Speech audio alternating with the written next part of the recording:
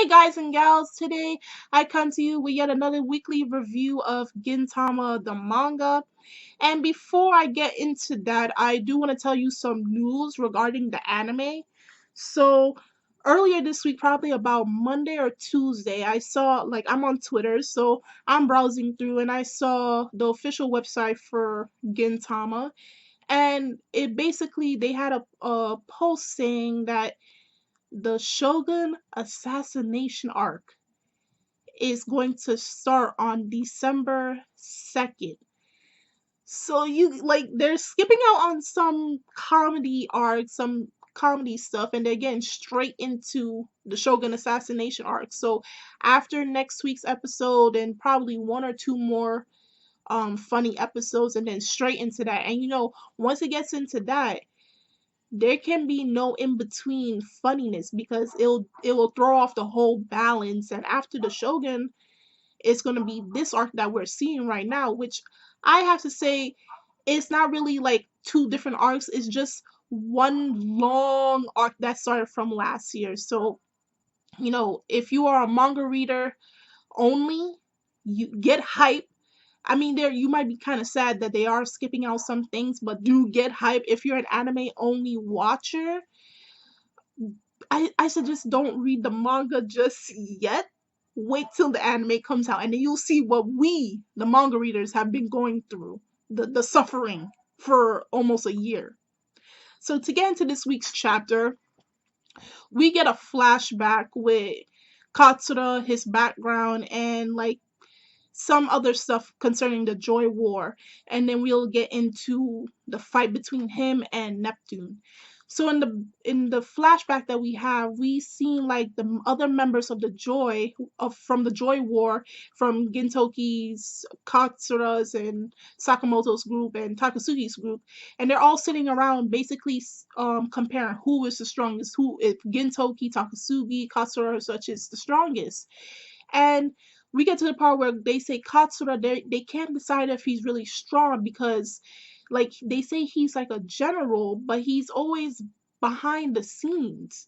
And they say probably that makes him a coward. Now we get into Katsura's past.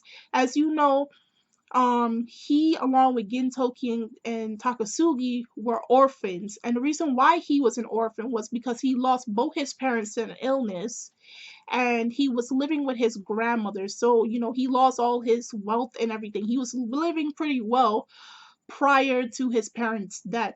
And the thing that intrigued me the most, and this is why it's so important to Katsura's character, is that his grandmother basically told him to become a general. And if you know, in a sense, a general is someone that strategizes and they plan out the plans for take action. And in some cases, if the plan doesn't go the way that they wanted to, they have to draw back, they have to retreat. And some people might consider that general to be a coward and such, but it's them making a smart move for the case that their platoon or their group survives in battle or in war. That's the whole point of being a general, just the broad sense of being a general. And Katsura hearing this from his grandmother, telling him that even if people were to make fun of you, talk about you badly behind your back, call you a coward, there's nothing wrong with being a coward, first of all, and there's nothing wrong with crying. You are a general, so protect those that you need to protect and keep on living strong. Keep living by yourself. And Katsura took this into his days when he was learning the way of the sword by Shoyo Sensei. And he used this as a means that he will protect his friends, he will protect Gintoki and the others. And even now, he still carries that same morals that he learned from his grandmother, even to this day and age. And even in the fight right now that he's going against Neptune, we see that he decided to take the step forward by allowing his comrades to go run and take safety. He, as a general, is taking the step forward in order to protect them, knowing that he probably may not survive against this this other person. So we get a huge fight between both of them. It's just like clashing with the swords, with the bow staff and everything. Walls are crumbling around them, and it's just going havoc between these two, and it's crazy. And the most craziest thing by the end of the chapter, and I know those who read the chapter are probably um as confused as I am, it just cuts off immediately with this week's chapter. Like Neptune slams Katsura into like the rooftop, and that's it. And this is his last words. I'm going to just paraphrase, saying that with your skills, basically with your skill set, you could have been one of the strongest in the 12 divisions of the Harusame. But unfortunately, it's come to an end for you. So that's where it basically left off. We don't even get at the end of the chapter saying, "Oh, next week's chapter to be continued," or "We're not having a next chapter next week," or something. It just cuts off right there with what he said, and that's it for this week's chapter. So I was kind of surprised and I was kind of frustrated because I wanted to know what happened, and we only got 18 pages. So 18 pages filled with material. So we'll hope to see what happens next week.